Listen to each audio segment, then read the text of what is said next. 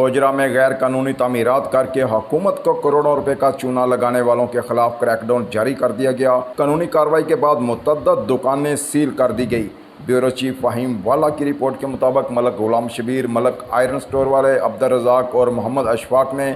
मुबैना तौर पर गैर कानूनी आयरन स्टोर मदरजा बाला मोचीवाला रोड गोजरा बिलमुकाबल पेट्रोल पंप 364 जिम्बे गोजरा, इत्तफाक आयरन स्टोर नज़ चुंगी 296 जिम्बे Jhang road Gojra, Malik iron store Toba road Gojra, Madina material building store Samundri road Gojra नाजायज और गैर कानूनी तामीर NOC और बगैर नक्शाजात दुकानें बना रखी थी। TMA और सरकार को लाखों रुपए का चूना लगाया जा रहा था, जिस पर मुंतसब आला टोबा टेक सिंह की खसूसी हदायत पर AC गोजरा नुमान डोगर और chief officer municipal committee Ashfaq Gondal ने फ़ौरन एक्शन लेते हुए 4 में से 2 दुकानें सील कर दी और बकिया 2 दुकानों की जांच पड़ताल की जा रही है। अहले इलाका का इस फौरी एक्शन पर AC गोजरा नुमान डोगर और TMA गोजरा अशफाक गोंदल को खराज तहसीन पेश किया।